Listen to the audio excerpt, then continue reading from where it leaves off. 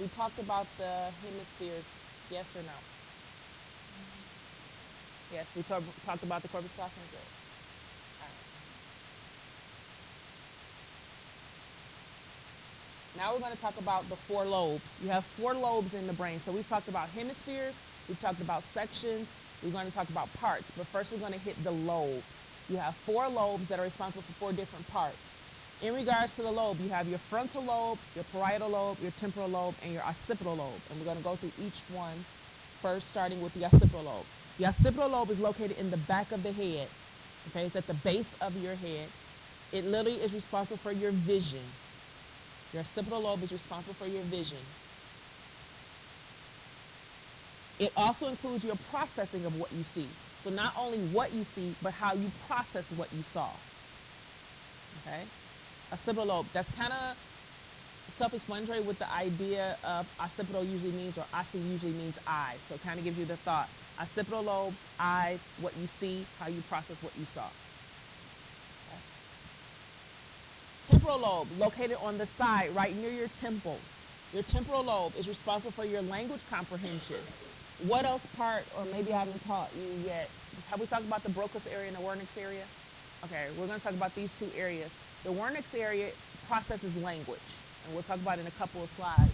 But it's where your temporal lobe is located, and it actually gives you the comprehension of your language. It also processes what you hear. Okay, temporal lobe processes your language comprehension, what you hear. It also stores or starts the beginning of storing new information into memory. Okay, it starts all memory. So short-term turns into long-term. Short-term memory has no effect. So literally, this is where you start to store new information into the long-term capabilities. It could be if they're, depending on what their disability is categorized as. Sometimes you might have a kid that remembers phenomenally in regards to information, but can't process things. If we know it's processing, we're going frontal lobe. If we're going remembering things, like you'll have a child that every time you keep telling them something, they just can't remember things, that's probably in their temporal lobe. And it could have been damaged from a fall, it could have been damaged from birth, a lot of things could have happened. All right, it also stores your visual memory. Now, occipital lobe did what to visual memory? To visual, it starts processing. The temporal lobe then kicks in and allows it to become memory. So occipital lobe created the process, temporal lobe creates the memory. Everybody good? You can imagine on your, I've just looked at your quiz for this week. Who's taking the quiz yet? No? All right, good. The quiz literally gives scenarios. It literally says, if this happened and somebody fell off of this, which part of the brain is messed up? You got to know those things. Okay? Parietal lobe is located at the top of your head. It's kind of located where you used to have a soft spot. And what the parietal lobe is responsible for is first attention, spatial location, and your sensory processing.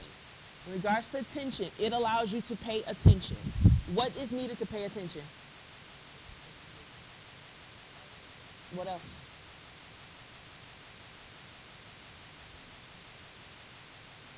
What do you need to pay attention? Yeah. What else do you need to pay attention? Yeah. What else do you need to pay attention? Vision. What else do you say? Hear. So these are all the area where my senses are picking up. So my senses pick up to allow me to pay attention. Does that make sense? If I am not paying attention, it means I'm not focused. I'm not hearing, I'm not seeing, I'm not understanding or processing what's going on. So the parietal lobe literally says, I am going to pick up all your senses in an effort to help you pay attention. Okay? The minute that one of the senses goes off balance, you won't be focused the same. Does that make sense? Have you ever tried to pay attention and couldn't see something? Okay, and you're like, I hear, but I need to see it. I need to see it. Another example, ever drove a car, you had children in the background, it's raining, and you're trying to find an address. They've got the music up, they're screaming, and you're trying to find this address. What's the first thing you say? Shut up, why? Most people say, I can't see this, I can't find this address with you talking. I can't see it. Well, they not blocking your vision. Okay? Watching TV and somebody talking, you're like, could you quit talking? I can't see the TV. Um, last time I checked. But the problem is, hearing literally outweighs all other senses. Okay, this is why music, the minute you start hearing music, you remember things faster. This is why they give you jingles, so you can remember things faster. Okay, even if you imagine, say we close our eyes and you hear a newscast telling you information about a person. They literally say, close your eyes right now, we're going to try this. Now, I'm going to give you a scenario, I'm going to be the newscaster. And you're going to picture what you see as I say these things. You ready? Oh, why your eyes not closed? I can see some people not paying attention. All right, eyes closed. Here it is. We are reporting today from downtown Atlanta. It appears that a mother has beat the Child Protective Services for coming to take her kids. Open your eyes. Did you picture somebody? Did you? Ah, why'd you picture somebody? Uh-huh. Uh-huh. Uh-huh. So you all got a picture. Close your eyes again. Hello, we are reporting from Idaho. Serial killer has now killed 7 more people off the highway of 75. Open your eyes. Did you see somebody? Did you? What'd you picture? Oh, why'd you picture that? It was Idaho. Everybody in Idaho, y'all just wiped out all the rest, everybody else in the race pool. Oh, Idaho. Okay. Then you thought, oh, serial killer. Your visual perception gave you pictures. Your memory came from all these other facts you've heard over the lifetime, and then you created a picture that you're like processing the information. Nobody saw anything. Even when you read books, you kind of do the same thing. You've created your whole, if you've ever ever read 51st Date, 50 Shades of Grey. All right. If you ever read 50 Shades of Grey, you had your image of what Christian Grey looked like. Now they're about to come out of the movie, you're going to be like, that is not what he looked like. Okay? Because your image doesn't match what you saw. Hunger Games will be another one. What's another book? The Vampire, all of these stories, you've read these books. When you see the character, you're like, that's not them. Because you've come up with your own idea in regards to how you felt when you heard it, how you thought when you seen it, all of these things. That's all part of that temporal lobe. Does that make sense? All right. Spatial location, very important. You never have to remember where spatial location is. Let me explain what this means. If you see it located somewhere, you never have to train your brain to remember its location. Does that make sense?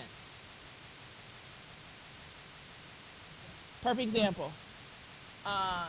You come in this room, let's just say the first day you came in this room. You notice where the desk was located, correct? You notice where the computer things were? Did you guys sit here and say, let me pay attention to where that desk is located in that room? But the next day you came in, could you tell me if I moved the desk? Probably. Why?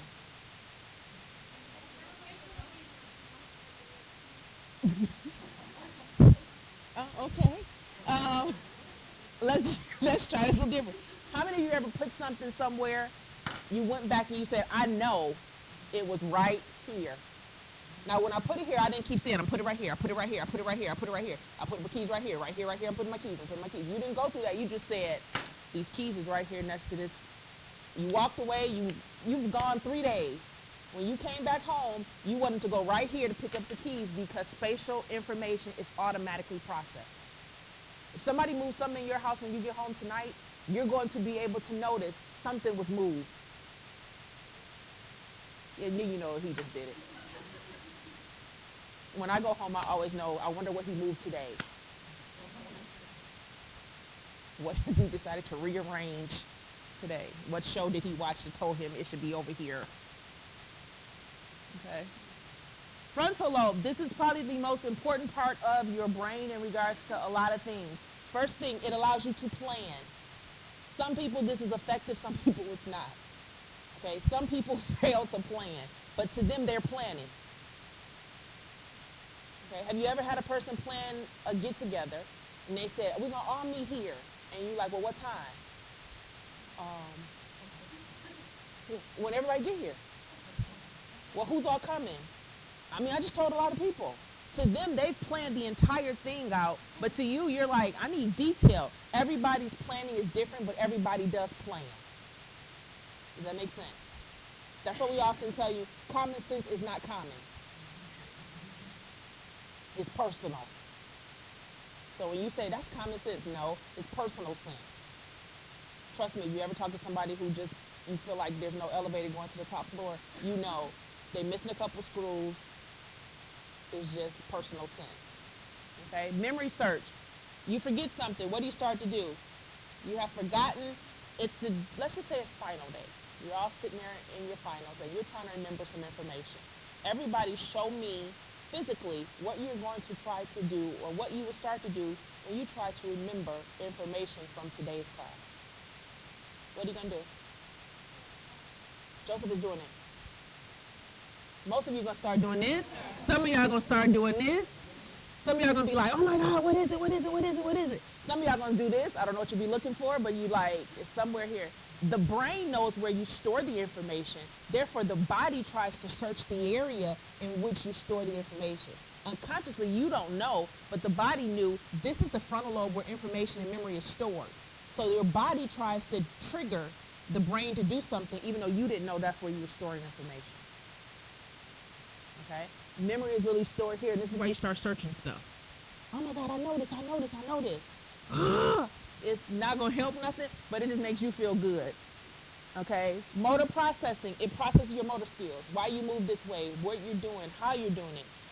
If I told everybody, let's play Simon Says right now, your frontal lobe will be responsible. Some of y'all will get out after the first try, but that is what it is. Okay? Next one, reasoning. What does reasoning mean?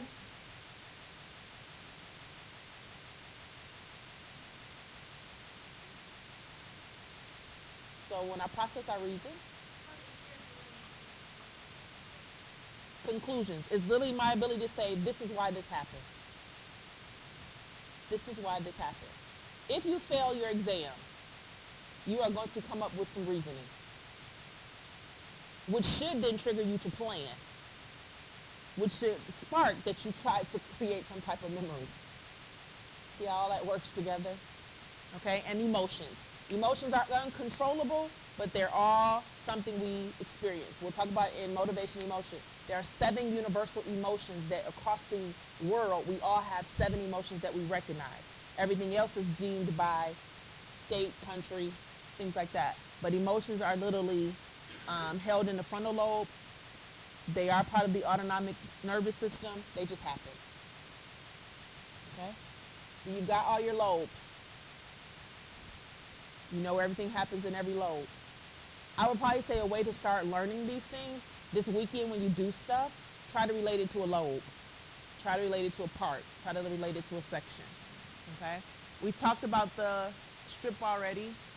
Phineas Gage. Phineas Gage was actually a railroad worker. What he did was he was a very pleasant, very mild-tempered man. Very easygoing. And one day at work, he actually had an accident where a steel beam went through his outer part and then came out the frontal lobe at the top of his head. He actually lived, returned back to work.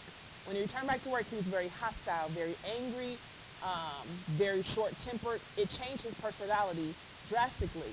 But what it found out is depending on where your brain damage occurs, you might still live, but it will cause you to change who you are. So you'll hear some people who stroke out or have a stroke on right side or left side of their brain.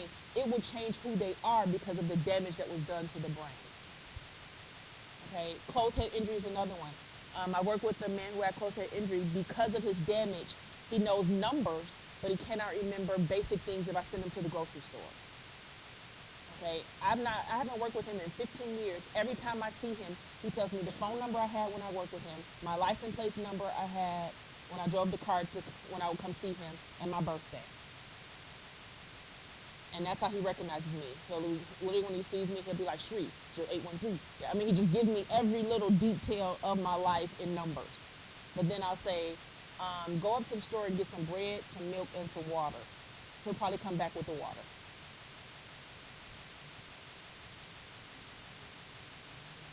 I would probably have to say, look, I can't tell you his name. I would literally say bread, two breads. Now, probably he would go and be like two, and he would get to the grocery store and probably be like, Sheree said two. She wanted two something. He might come back with two something, but it might not be bread. We would try to relate numbers to letters. Like, okay, when you get to the grocery store, 2 is B, and we like count the letters out, but that didn't work. So we would kind of just recognize when he would remember things. He could see a TV commercial, and the phone number would come across the TV commercial.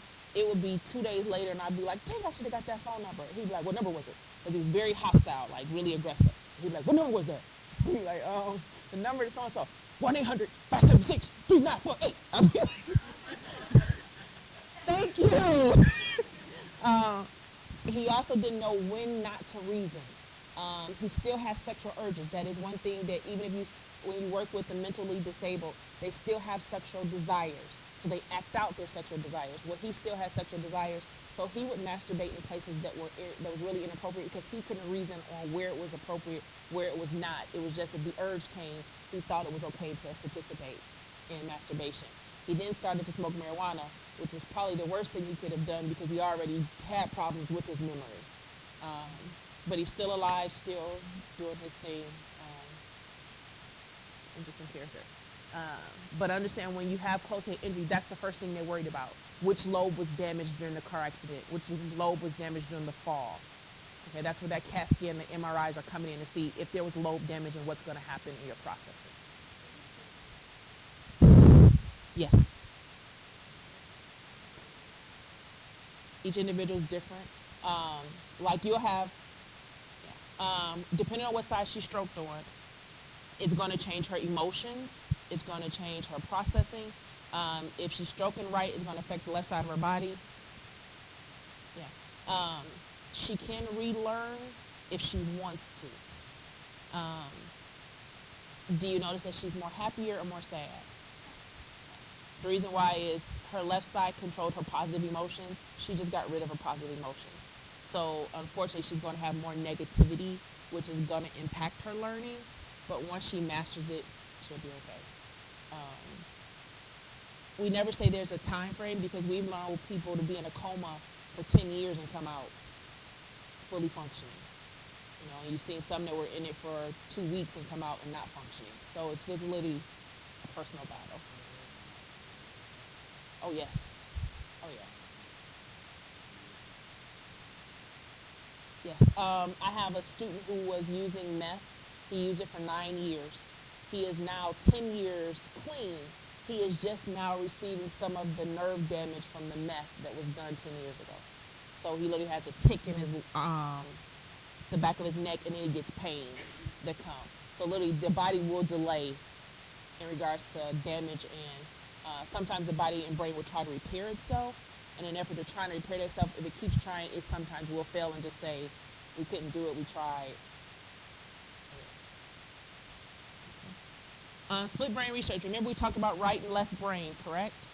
What's the right brain do?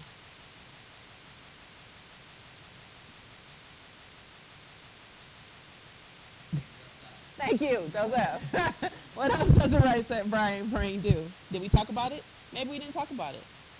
If y'all all say we didn't talk about it, it might be make me feel so much better than say, yeah, we talked about it and you don't know. So did we talk about it?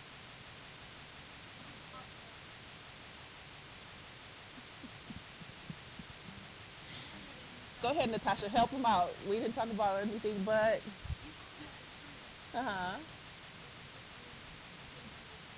Good. Thanks, Natasha. You make me feel better. Now, right side controls left side of the body, responsible for intuition, emotions, and creativity. Right side, intuition, emotions, creativity. Left side, logic and reasoning.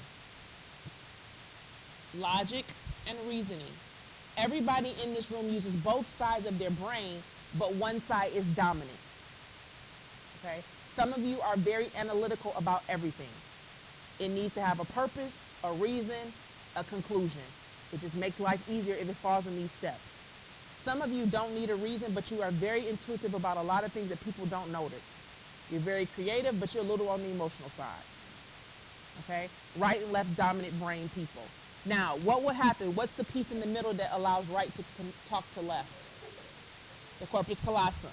In the split brain research, we actually cut the corpus callosum in half. We split the brains from each other. So right side still functions, left side functions, but they don't speak to each other.